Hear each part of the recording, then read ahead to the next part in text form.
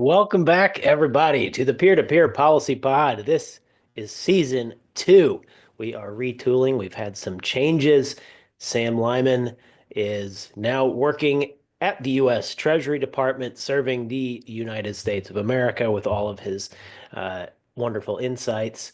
Uh, my wife and I had a baby since the end of our last season, and we have a new co-host. Welcome to Zach Whiting. Zach is based in Austin, Texas. He comes from the Texas Public Policy Foundation. I think probably the best state-based policy think tank in all the land, as far as I'm concerned. He hosted a tech policy podcast there, and now he's coming on board with us, and he's going to join me as co-host. So, Zach, welcome aboard. Glad to have you.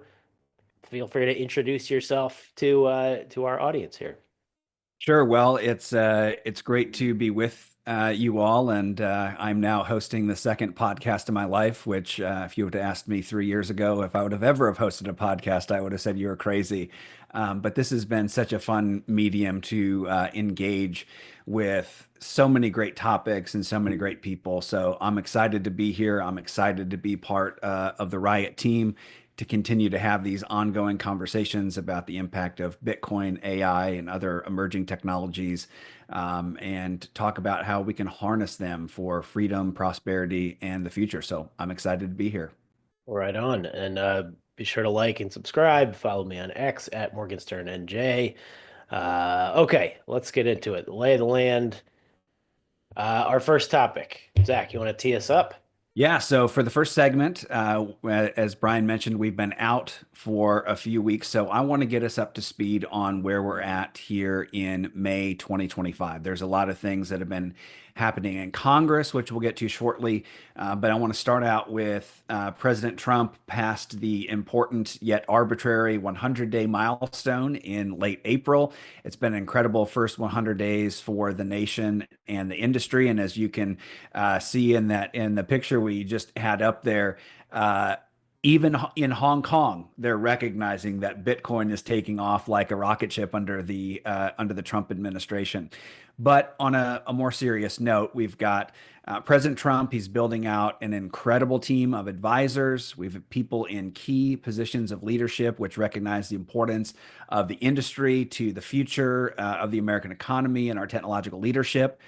He's issued executive orders to strengthen American leadership in digital financial technologies, and he's wanted to study the creation of a strategic Bitcoin reserve and digital asset stockpiles. And agencies are rolling back adverse banking and custody and undue prosecution rules. That's a lot. So, all of that said, Brian, what is your assessment of the president's first 100 days? Yeah, it's a great question. I know a lot of people have been answering it with varying degrees of enthusiasm or disdain or somewhere in the middle. I give it a very good, still somewhat incomplete, uh, but I don't mean that as a bad grade because he's accomplished a great deal in 100 days. So, but there is more to be done to make sure that the positive changes actually stick and are actually going to make a difference into the future. So I would say number one, ending Operation Choke Point 2.0, where companies like, Bitcoin companies, other digital asset uh, people in the space, individuals, not just companies, were having their bank accounts cut off. Um, he ended that. So we have people in place now at the Fed, at the FDIC, and the OCC, the main banking regulators, who were all leaning on financial institutions to debank an entire industry. That is gone. All of these agencies now have issued new guidance, um, indicating they're not going to do that anymore. There's also legislation pending, which would hopefully make that absolutely permanent, which would be great. But Trump got it done like immediately. That's a huge win right off the bat. I would say his sort of goading or guiding Congress to get stablecoins market structure and a strategic Bitcoin reserve legislated had been very good. I love that he just did an executive order establishing a strategic Bitcoin reserve. We'll see how that shakes out. There's a 180-day report due over the summer. We will see what they come up with in terms of budget neutral ways to acquire more Bitcoin. What are the parameters of that? Uh, and of course, the states are competing with the federal government and with other countries and with large corporations establishing Bitcoin treasuries, with the ETFs accumulating Bitcoin. There's so many large institutions accumulating Bitcoin right now. The US government, frankly, needs to catch up, but Trump is a bit of a revolutionary there, already starting the reserve, and we'll see how it looks over the summer. So that's a lot of words, a big word salad, but I would give him, if we're grading on a curve compared to the Biden administration, he gets like an A plus plus plus plus. If we're grading more neutrally, I would probably give him B plus, A minus. Um, but with like the asterisk of like incomplete. Like it still could be an A plus plus plus plus, depending on the details of what happens probably for the remainder of the year. That is my very long and scatterbrained and fulsome answer to a very simple question. Well, it's a great answer, and it's a complicated question, and things I'm sure that we'll be talking about here in episodes to come. I want to drill down specifically into some of the recent rule changes that we've maybe heard about since y'all recorded your season finale, and those were changes in at the Fed, FDIC, and OCC. They've rescinded these guidance letters and the like related to banks and other financial services engaging with digital assets. And then there was the DOJ's decision to end what was called regulation by prosecution. So, can you talk just in a little more detail about what are some of the impacts of those kinds of rule changes?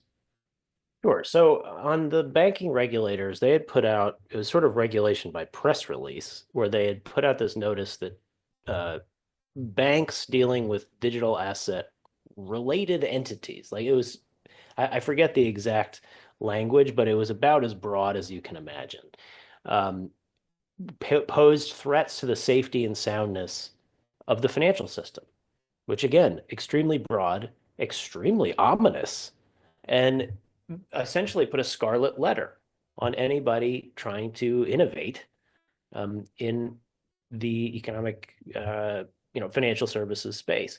That was followed up by statements from the White House echoing these, basically praising them, indicating that it was obviously coordinated. Now, these were supposed to be independent agencies that everyone is freaking out about now that Trump's appointees are actually taking control of them. Oh, they're supposed to be independent, obviously coordinated with the White House to execute a policy choice, which is that they didn't want digital asset companies to be able to do business in the United States. So the bank regulators put out this press release essentially signaling to all the financial institutions that they regulate that if you do business with digital asset companies, it was essentially a mafioso tactic where it was like, you can do business with these companies, but that's an awfully nice bank examination score you got there. It'd be a Mhm. shame if something were to happen to it.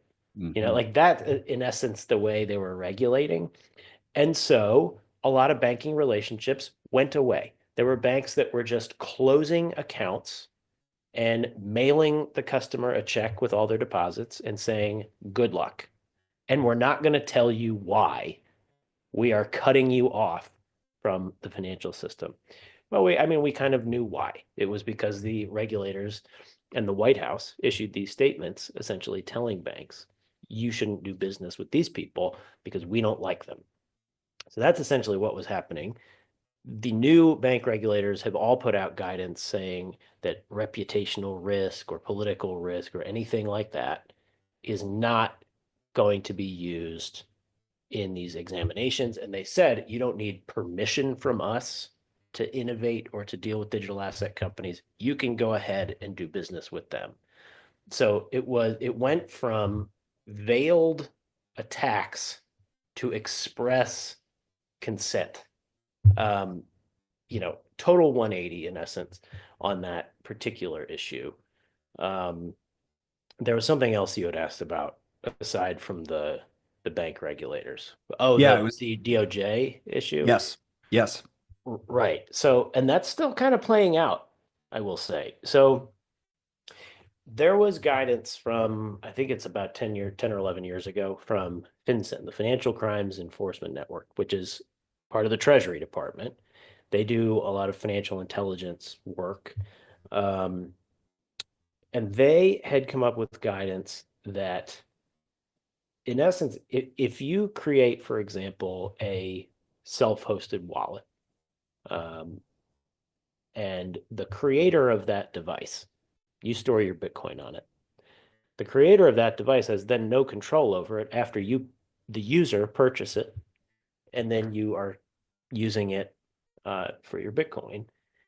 So they're not a money transmitter. They're not liable for all the uh, laws and regulations that come with that label, which is the right result. And this was guidance from 10 or 11 years ago. Well, the Justice Department in the last administration threw that out the window and started not just issuing new regulations, notifying these companies you're going to have to comply with some things. No, they filed charges against them and started trying to throw them all in prison, even though they were complying with the existing guidance from the government. So the DOJ issued a memo essentially saying, we're not going to do that anymore. No more regulation by criminal prosecution, which I think is an extreme version of regulation by enforcement. Um, but there is still a case hanging out there, Samurai Wallet, which is essentially the fact pattern we're talking about. Um, and the Southern District of New York, also known as the Sovereign District, because they think they can do whatever they want, independent of the rest of the Justice Department, which of course is not the way it's supposed to work. They're still uh, they're still pushing this case forward. We'll see if they are brought to heel and Main Justice, uh, moves to end that case. But other cases have been, dialed back. So step in the right direction. It was really, really extreme and frankly lawless the way the last administration was handling these matters.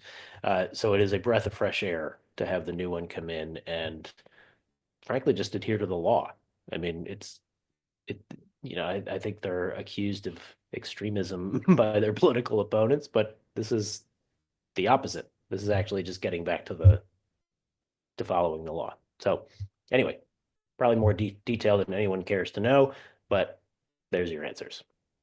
No, those are great answers, and it's unfortunately not not to make these partisan issues, but it harkens back to the era during the time in the Obama administration when there was when I worked on the Hill and we were the GOP and the oversight committees were investigating the abuse of prosecutorial discretion when they were, instead of deciding whether or not to take or not take individual cases, they were saying we're not going to take up a whole category of cases for a whole category of people. And so we've seen a lot of abuse of prosecutorial discretion under a few of the previous administrations. And so it's nice to see, as you said, it's a breath of fresh air when we have an administration come in looking at enforcing the rule of law and the law as written. So these are good developments.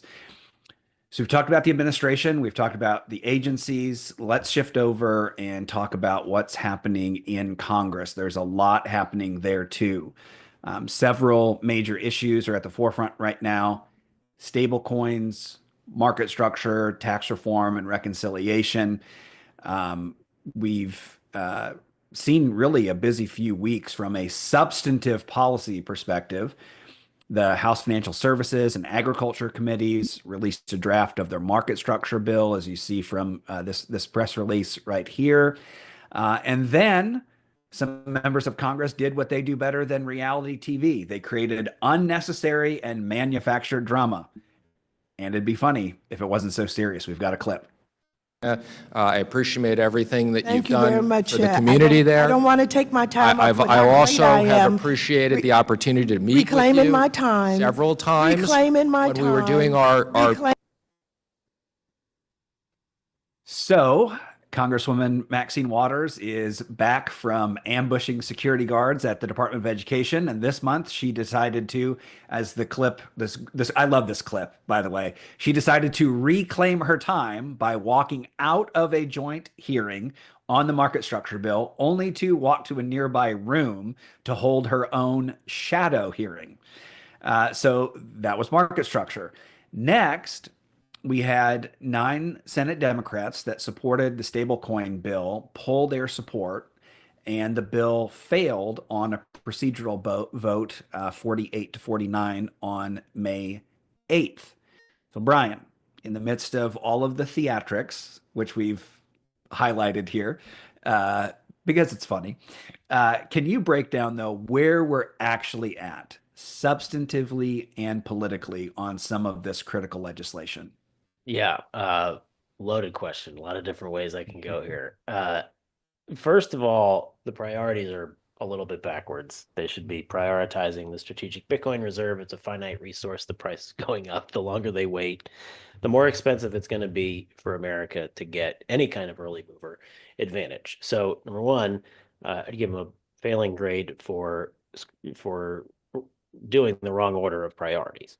Um, the next issue I would say is particularly with the walkout on the stablecoin bill and withdrawing support and all of that, it is extreme political cynicism because they're unhappy that members of the Trump family are part of this World Liberty Financial, which is attempting to launch one of a stable coin of its own, investing in other digital assets.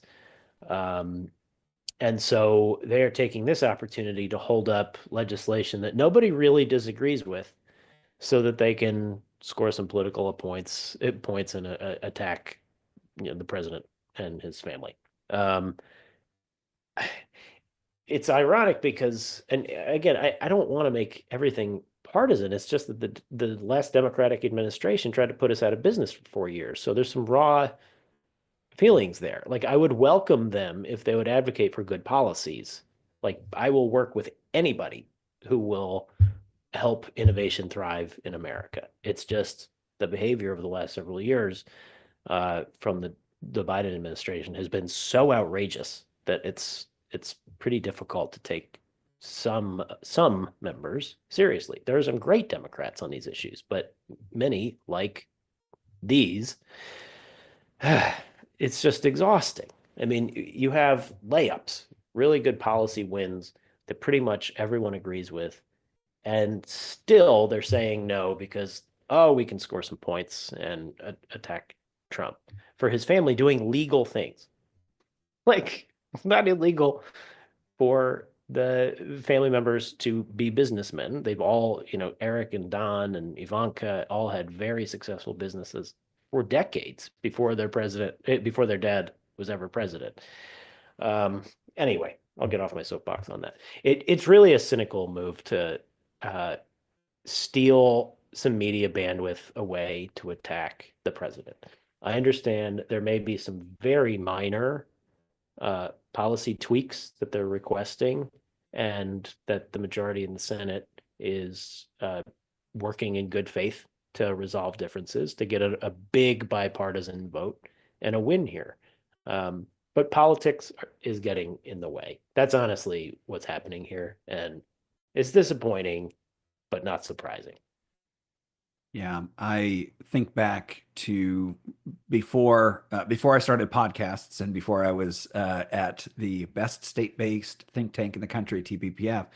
I was a state senator in Iowa, and that was one of the frustrating things is when politics would get in the way of things is you just want to see good public policy advance. And when things like this that are just in the grand scheme of things get in the way of good policy, that's frustrating. The one good thing is that Majority Leader Thune switched his vote and voted no. And so that gives him the ability procedurally to try to bring this back up at a later date. So it's on pause. Hopefully, it's not done.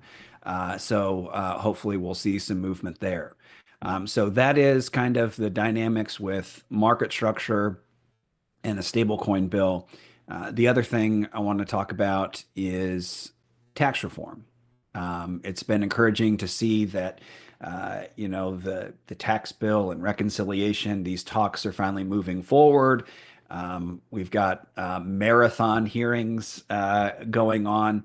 And at the same time, hopefully, we can find a way to advance meaningful Bitcoin policy. One of the things you often speak about is a sort of a three-legged stool, about the sort of backwards way that uh, Bitcoin and things like that have been taxed. So, can you talk about where we're at with reconciliation and some of the big sort of tax fixes that we're focused on? Sure. So, and this is, I can't take credit for this. I would love to, but this is really, um, I think Senator Lummis's team, the way they think about this. So, but first of all, Bitcoin is a commodity. Everybody recognizes that. The SEC, the CFTC, the federal courts.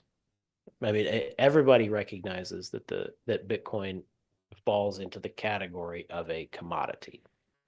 It's not a security. It's, I mean, it can also be a virtual currency, but essentially it should be regulated as a commodity. The IRS didn't get the memo, and there's no legislation on this. So they just regulated by press release like 11 years ago and said, we're going to tax when you mine Bitcoin, you're going to get taxed on the dollar value of it the second you mine it. And then no matter whether and even if it goes down in value after that, because we know the price can be volatile, you're still taxed on the value on the day that you mined it.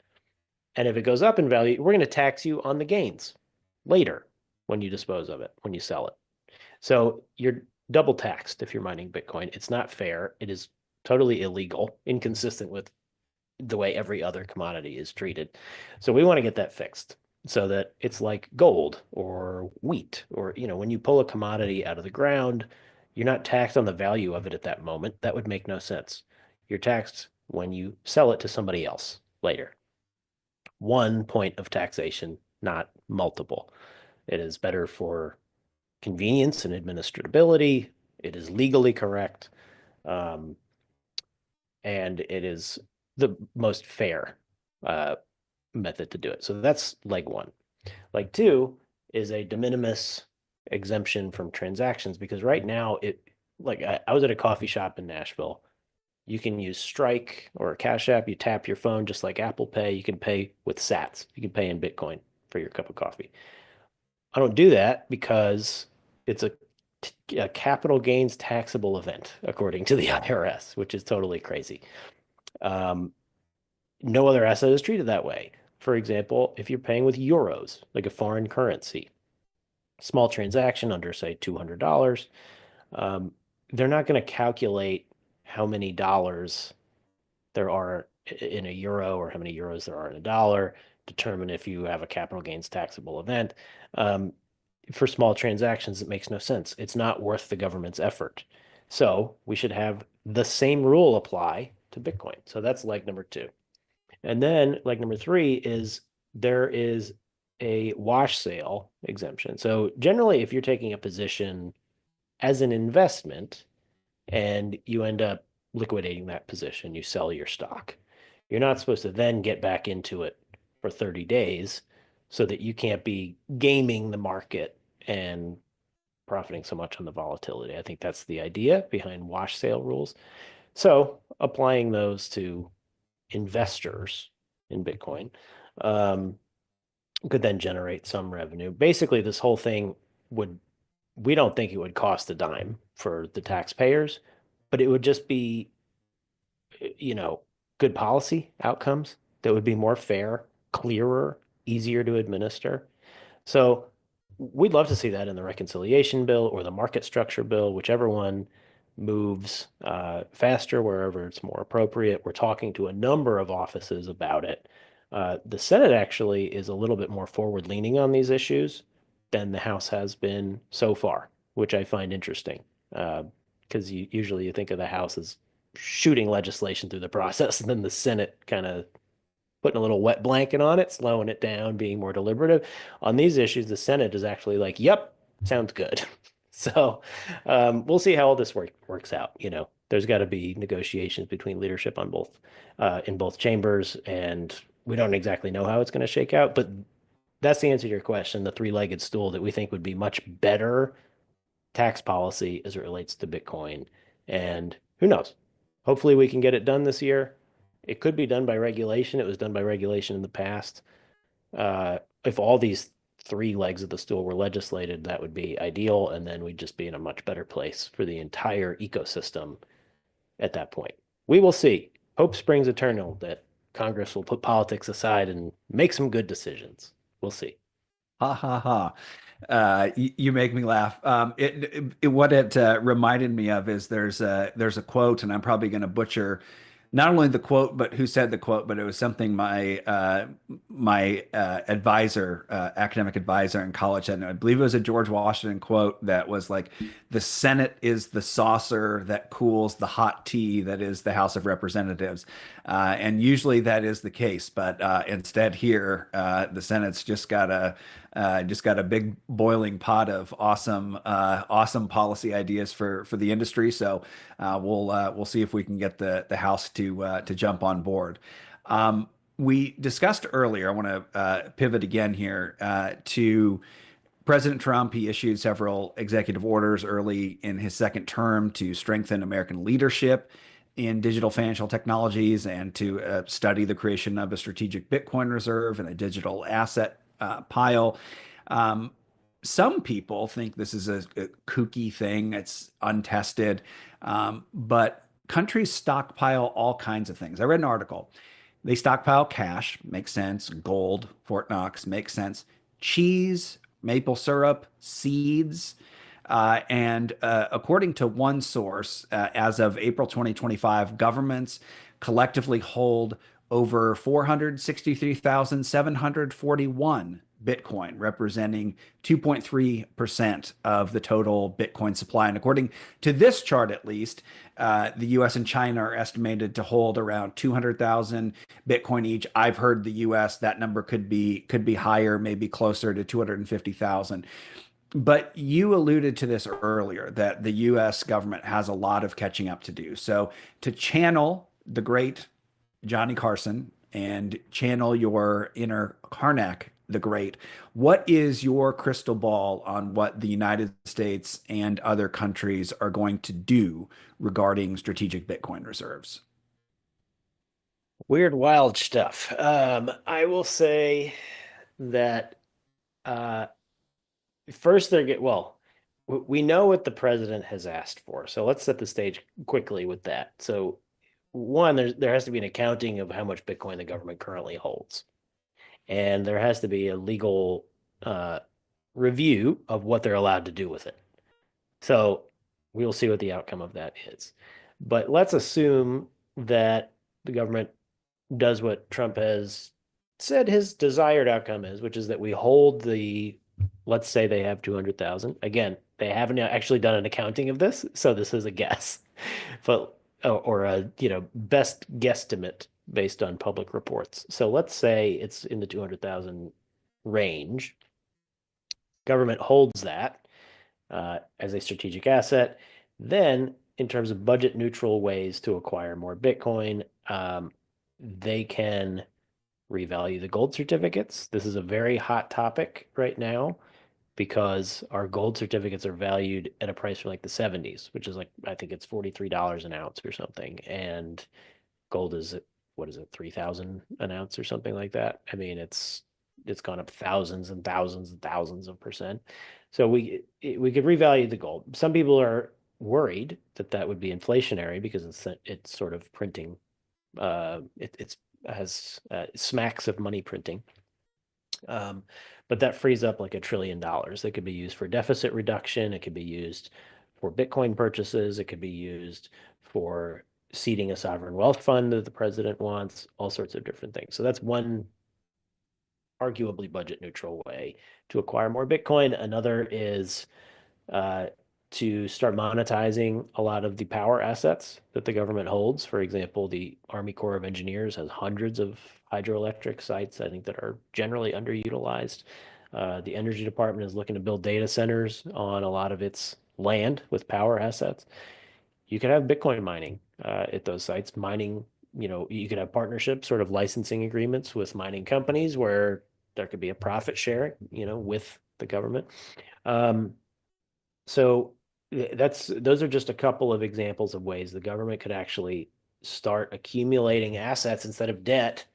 Um, and one of those strategic assets being Bitcoin. I think, look, Senator Lummis's idea was to have the government accumulate 1 million Bitcoin, so about 5% of the network owned by the U.S. government. It's ambitious. It's an okay number. I don't feel strongly one way or another about it. But I do feel strongly in this sense that if the US government doesn't get serious about diversifying the assets it holds and holding scarce, valuable, precious commodities for the digital age, and really commodity, and that's Bitcoin, um, I just think we're going to find ourselves with a lot of regrets in 10 or 20 years because our adversaries look at your chart, China. Um, we have seen reports that Russia uh, mined like 50,000 Bitcoin last year. Uh, I don't know if that's accurate or not. It's been reported. So look, if our adversaries are diversifying their holdings to try to accumulate wealth and therefore economic power, military power, if we want to remain a superpower, we should head off our adversaries at the pass. We should accumulate more of this asset. Let's say 1 million Bitcoin. I think that's a good number. Um, I don't know if that's my Karnak prediction or not, but it's as good a prediction as any. So I'll just steal Senator Lummis's prediction and say 1 million Bitcoin. I don't know. What do you think? I think having a public policy that does exactly what you just said is the important thing. Recognizing the importance of having those digital assets in the U.S. In our quiver, let's say, is important. And so whether that number is 200,000 or 1 million or some number in between, it's good public policy. It's forward-thinking public policy. And it does a lot of other things. A lot of these other policies that we've talked through during this thread is normalizing and recognizing this as an important part of the digital and the financial ecosystem. And so enacting public policies that allow people to use and transact and acquire and store these assets is good public policy. And so if we do that at the federal level or we do it, segue, at the state level, there's been a lot of excitement about states doing this.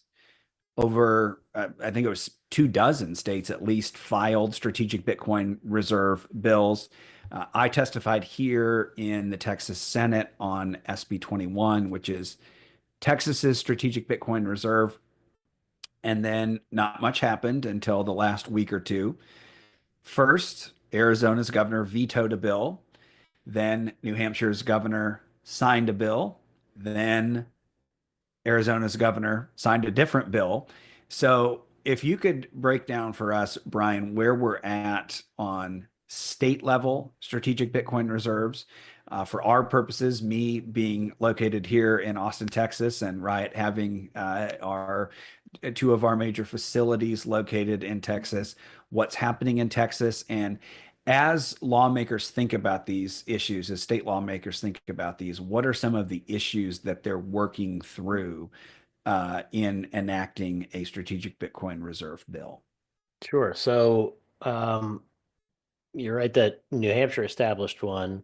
Arizona had its vetoed, and then the only bill that went through was very extremely limited. It was like seized property or abandoned property or something like that. So Texas has a chance to be uh, really the biggest economy in the world to start accumulating Bitcoin, if it acts quickly. Some of the issues are working through. It already passed the Senate, SB 21, nice symbolic number. We love that. Passed the Senate on a big bipartisan vote. It is now in the House, uh, and we're hoping that it passes the House. Our understanding is there are some members who are concerned really about spending any public money at all. They are fiscal hawks, which I fully respect and like to consider myself one as well. The issue is Bitcoin is a scarce appreciating commodity that look, Texas has a gold bullion depository. It should have a digital gold depository. It's that simple. And like I said, with the United States, if other governments, corporate treasuries, other states are going to be accumulating this asset, that means there is virtually unlimited demand and a capped supply. What does that mean? Number go up. So you should acquire some. Like Satoshi said so many years ago, you might want to hold some Bitcoin just in case it catches on. Guess what? It caught on. It's one of the most valuable assets on planet Earth. Its market caps just surpassed Google. Okay? Like Bitcoin is not a fad. Texas should acquire some. It will be good for the financial health and well-being of the state. So this is the issue I think that we're working through whether legislators are comfortable allocating any taxpayer dollars to it. There's different ways of doing this. I mean, essentially, it's very low risk, high reward. I mean, the comptroller, they part of this bill is authorizing the comptroller to use the prudent investor standard to start investing some of the state's assets into Bitcoin. It could be a very small amount. They can learn more. He'll have a panel of advisors to educate him on this. It is a very low risk, high reward way of doing it. So our hope is that SB 21 passes. We are encouraging everybody to call their legislator in Texas to pass this bill. It will be good for the state. Like I keep saying, and people keep, when people are skeptical, I keep saying, look, Bitcoin doesn't need Texas. Texas needs Bitcoin because it's a scarce asset and it's a valuable digital commodity. So this is just sensible policy and it is not fiscally reckless. I'm about as fiscally hawkish as you can get. And this is the prudent decision. What is imprudent? Holding US dollars, which have lost 34% of their value over the last decade, when Bitcoin has gone up by about 37,000%. So if you want a healthy state fisc, you should have some allocation to Bitcoin. Anyway, so we hope that bill is going to pass. You're right that there were, yeah, I think over 24 states that proposed bills. The sessions, those of us who track state legislative sessions, many of them happen infrequently. Uh, Texas is one where it's only for a few months every 2 years. And there are a number of states like that. And so we're seeing some of these bills really progress, and some of them get caught up with procedural hurdles. Others fly through. We'll see how it goes, but we're hopeful that Texas, with the, is it seventh or eighth largest economy in the world, actually decides to be forward leaning on this. They've been a leader in tech, in openness to business. They have good tax, generally pretty good tax policy, business friendly regulations. That's why it's really Bitcoin country. It's the home of many Bitcoin miners. So I think this policy makes sense for the state. We're hopeful that it goes through. And we'll come back to this a little bit later because we're gonna try to help people nudge their legislators, but we can do that one at the end. Yes, and I contacted my state representative, so I'm doing 1/30 millionth of my part to try to do this. And it's kind of what we talked about at the federal level is we can quibble about some of these, tangential issues of how much do we spend on it, the price tag being a concern. There's the issues about do we spend taxpayer dollars? Do we allow private donations? Do we do asset forfeiture like Arizona?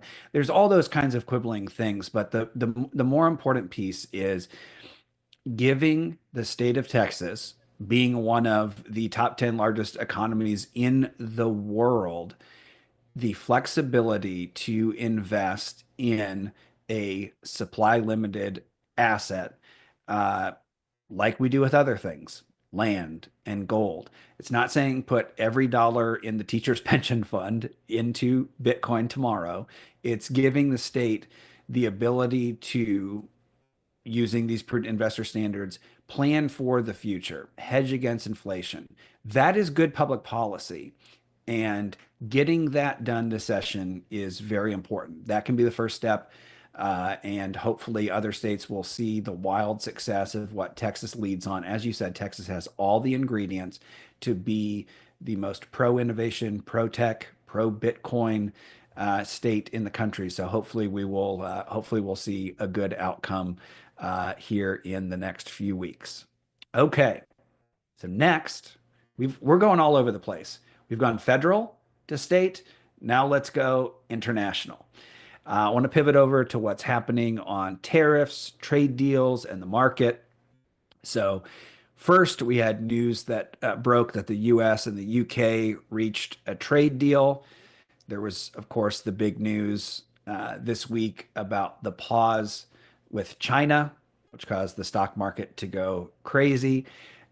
National Economic Council Director Kevin Hassett told Fox News this week that President Trump currently has, quote, more than 20 to 25 deals on the table. The president has had a very successful Middle East trip. A lot of companies have had very successful Middle East trips. So this UK deal seems like it could sort of be a watershed moment to kick off a whole round of trade deals. And we'll see if that materializes. And then much of the focus has in these tariff talks has been on concerns about steel, automobiles, agricultural goods, and the like. Um, but Brian, I want to talk about where we're at uh, on trade and tariffs. And specifically for purpose of this podcast, what kind of impacts can tariffs or the uncertainty around tariffs have on the Bitcoin mining industry, for example? Yeah, so we're in that phase. Like we've first, let me say the amount of freakouts around tariffs are a little bit overblown because we did live through this movie, the 2018 to 2020 timeframe. Um, the president's pretty clear about what his desired outcomes are, and we think he's got, the negotiating chops and leverage to probably get us where we need to be to land the plane. That's point number one. Uh, but specifically on our industry, I do understand. I don't want to say people's anxiety is not valid or anything like that. I'm just saying maybe it'll help if you look to history and see how this played out last time. That said, they're not doing exceptions for anything. They are taking a much firmer line, I think, trying to land the trade deal plane faster this time. So let's say, and let's just talk about raw politics for a second. Not to be cynical, but this is just the reality of it. The president doesn't want to take a bath in the midterms in 2026. And so you need the economy to be on an upswing and in a very strong place by about the spring of 2026. So let's say Q1, end of Q1 timeframe ish. That means he's got, a year or less to really get all these things resolved so that there's certainty and people's 401ks are looking healthy and the job market remains extremely robust. And then he'll be in a much, a better position heading into midterm. So that is honestly the timeline that we're looking at. There's a very limited snapshot in time where they are trying to bring profound changes to the way our economy works, which I think makes sense. I mean, trying to reindustrialize, trying to onshore production of essential goods, these are laudable goals. Um, Jobs and growth in the US, GDP for the country being above 3%, and hopefully GDP per capita, per worker. Worker productivity is one of the key drivers of really quality of life and human thriving. So set the stage with understand what he's trying to do, think that is a laudable goal. And we are in a finite period of time during which I think, uh, and we'll see what degree of success he has, but this is the period of time he has to really land this plane, achieve some goals, get some wins on the board, and have the economy on an upswing heading into midterms. Um, I would say where we are now, look, there is a lot of uncertainty, specifically for the Bitcoin mining industry. Now, Riot has protected itself quite well and worked to onshore the manufacturing of its actual Bitcoin mining rigs um, with a deal with our supplier where they're manufacturing the rigs here in the United States. Other companies are probably not in as good a position as we are at this point with respect to that. But there are other component parts of many different things, including electrical equipment, including transformers and the like, that you need to build data centers, not just Bitcoin miners, data centers in general. There's a lot of equipment that goes into this, and a lot of that is coming from overseas because if there are domestic manufacturers, they're probably sold out for like 3 years because the amount of data center development going on in the States. So you have to go internationally to find these things on any kind of reasonable time frame, and they may be subject to quite large tariffs or uncertain tariffs because of the status of the negotiations. So that makes it hard to plan, it makes it hard to budget, and it makes it hard to grow. So that honestly, that's where we are. And I like I said, I understand why people are complaining about the tariffs because it does introduce these potential busters into your budget. It makes planning hard. It, especially if you've ordered things years ago and they're just now being delivered, all of a sudden a giant tariff can increase the price of that good that you already contracted for, and that is extremely stressful. So, that's kind of where we are. Hopeful that things smooth out in the months to come because this period of transition is pretty stressful. But we understand the goals and we understand the time frame, and so hopefully we'll be able to weather the storm. That, in a nutshell, is where we are on tariffs. Yeah, it is a seemingly big, policy change, and it is. But I think that analysis is sound and making sure that we temper the freak out with, the reality of where individual companies or industries are. I think that kind of stuff helps all politicians in every area, not just on tariffs, but helps them understand the impact of public policy on business, and so hopefully we'll continue to see some good movement there. One trade deal down, 191 to go. And with a new American Pope, maybe we'll have our next, maybe the Vatican will be our next our next trade deal. Well, that was all for the substantive stuff. Now let's switch over to the fun stuff. Well, the other stuff was fun too. But for the final segment, the grab bag segment, we'll end it in the traditional way. For me, I'll go first if that's okay. I am Please. a huge Formula One fan. So my item of the week is the huge success of the Crypto.com Miami Grand Prix. It was a great race weekend. There was an amazing sprint pole by 18-year-old Kimi Antonelli, who was the youngest driver in Formula One to ever get on pole. It was a rainy sprint race that was won by Lando Norris after a safety car, and then it was a dominant race win by Oscar Piastri in the main race. And then they announced during race weekend that the race will be on the calendar through 2041. So if anyone is interested in seeing Formula One race and you want to go to Miami, you have until 2041 to do it. Now, I will say this. Unfortunately, Miami is not the best F1 race or even the best track in the United States. That title goes to here, the Circuit of the Americas right here in Austin, Texas. It really is one of the great tracks and atmospheres on the entire 24 race calendar. I'm planning on going again in October, so hopefully we'll still have a good title fight come October. Brian?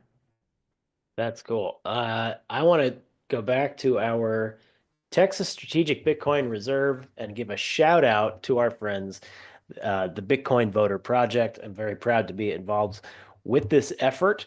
And our friends there are coming up with a campaign to drive this Texas Strategic Bitcoin Reserve across the finish line. There you have a picture of one of the ads that is running right now. We hope all the Texans out there are going to click on this email, send a note to their legislator, say Texas really should have a strategic Bitcoin reserve.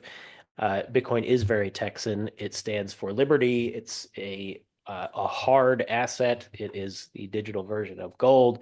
And if Texas is going to have a state bullion depository, which it has, it should also have a Bitcoin depository. It is the way to hedge against inflation, like you said, and it is the way to keep Texas the leader in innovation and in economic growth. So, thank you to our friends at the Bitcoin Voter Project. Texans, get out there, email your legislator, and let's get this sucker done. President Trump already established one via executive order at the federal level. We're just seeing it fleshed out over the next couple of months. Texas should be right there with the president and accomplishing this goal as well for the state. So thank you to our friends at the Bitcoin Voter Project. And thank you everybody for watching. This is our episode 1 of season 2. So we're working out some kinks. We may have some new branding. Maybe we'll have some different, I don't know, ways of doing this.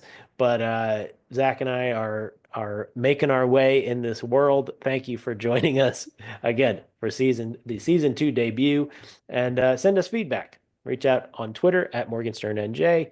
Put comments under the episode. Send us notes, stuff you want us to talk about, stuff that you thought was boring or bad to talk about. Tell us. You know, we're open to feedback. So thanks, everyone. Have a great week, and we will see you here next time on the Peer to Peer Policy Pod. Probably, or I don't know if it'll be the next episode. We'll try to do some content from the big Bitcoin conference in Las Vegas towards the end of the month. There will be lots of speakers and a lot of content there. So hopefully we'll be able to say hello to all of you from there coming up in a couple of weeks. But thanks again for watching. We'll see you next time on the Peer to Peer Policy Pod. Take care.